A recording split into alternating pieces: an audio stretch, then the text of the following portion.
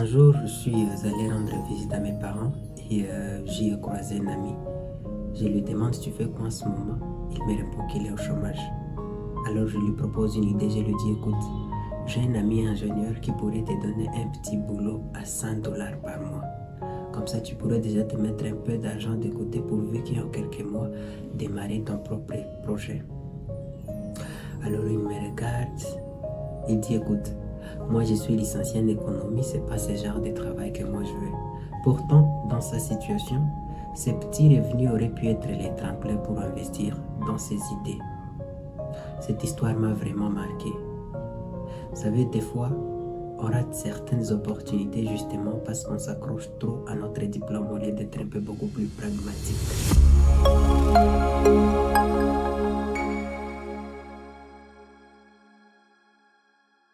Un jour, quelqu'un a posté sur son statut, il a dit « On n'est pas tous égaux. Il y a ceux-là auxquels les parents espèrent et il y a ceux-là qui espèrent en leurs parents.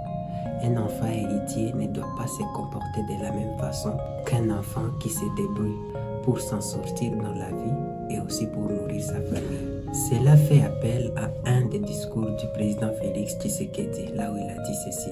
Soyez très attentifs. Allons-y. Je disais donc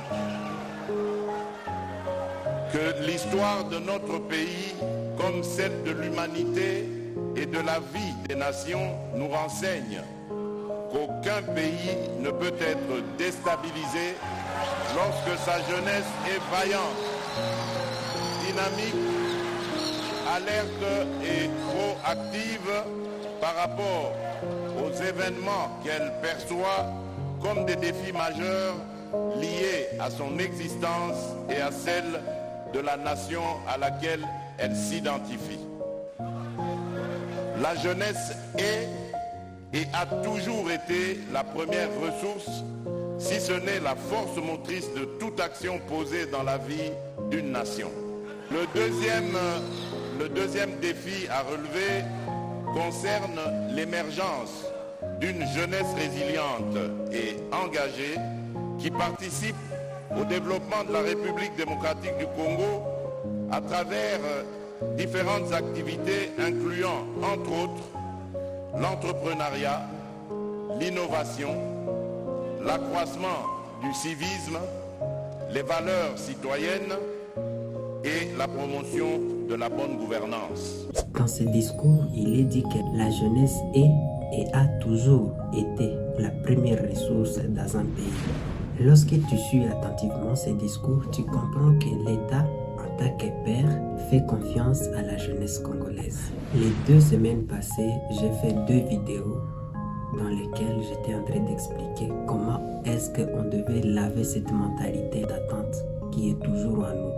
Cette mentalité-là qui nous pousse de penser que voilà, l'État va nous aider, mon oncle va m'affecter dans telle entreprise. Cette mentalité fait que la jeunesse congolaise puisse stagner et qu'elle ne puisse pas avancer.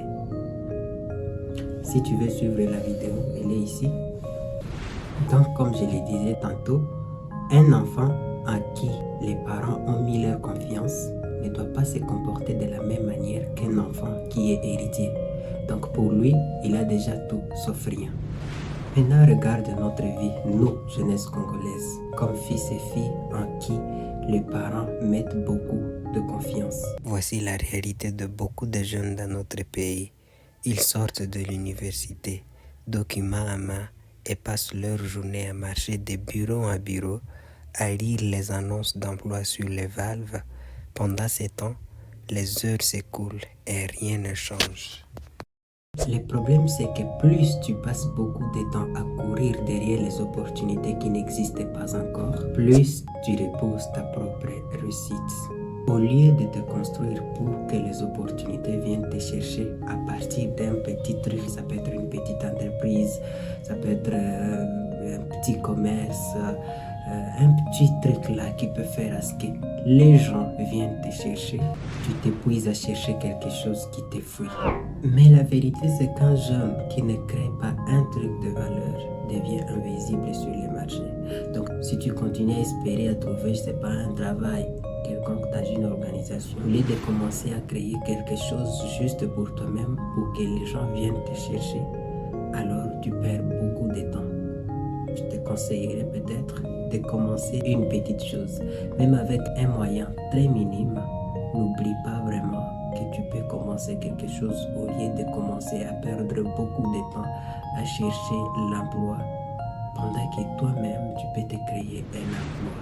Notre deuxième plus grand problème est qu'on a trop d'ambition sans base solide. Aujourd'hui, le Congolais en général et plus particulièrement la jeunesse congolaise sont reconnus au non-respect du temps. On dit que le linge sale se lave en famille. Aujourd'hui, lorsque tu dis à un Congolais de passer au bureau à 8 heures, on a toujours cette prolongation-là d'1 heure.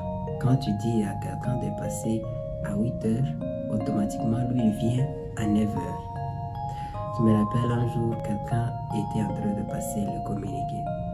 Il a dit que, voilà, on se rencontre demain à 9 heures. Pas à l'heure des Congolais, mais le vrai 9 heures. Donc pour nous, c'est comme si on avait 1 heure de retard. Voilà. De telle façon que lorsqu'on te dit de passer à 9 heures, toi tu viens à 10 heures automatiquement ou à 10h30. Or, ça c'est déjà un grand problème. Donc la première base ici, c'est la gestion du temps. Tu ne peux pas rêver travailler ou diriger une grande entreprise si tu ne sais même pas organiser ta propre journée. La majorité des jeunes gaspillent leur temps sur TikTok, Netflix ou des discussions inutiles. Ils oublient que chaque minute perdue est une occasion d'apprentissage qui s'envole. Le temps est la seule chose qu'on ne peut pas rattraper. Un jeune qui ne sait pas dominer son temps sera toujours dominé par ses propres regrets. La deuxième base, c'est la gestion des petits budgets. Beaucoup de jeunes attendent d'avoir 1 million pour démarrer un business, mais ne savent même pas gérer 10 000 francs congolais sans tout gaspiller. Si tu ne sais pas gérer petit, tu ne seras jamais prêt à gérer grand. L'argent fouille les mains mal préparées, et ça même dans le monde réel. Personne ne confie un grand projet à quelqu'un qui ne sait même pas gérer les petits qu'il a. La troisième base, c'est la discipline. Sans discipline, tu resteras l'esclave de tes envies. La discipline, c'est de savoir dire non à ce qui t'éloigne de tes objectifs.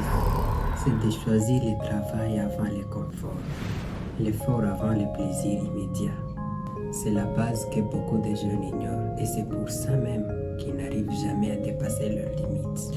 Alors mon conseil pour toi est celui-ci. Commence petit, apprends à maîtriser ton temps, ta discipline et ton budget aussi. Ces éléments sont très capitaux pour être financièrement indépendant et être utile dans la société. Ce sont les fondations que personne ne peut construire à ta place. Et rappelle-toi que les opportunités viennent toujours à ceux qui sont prêts. God bless you.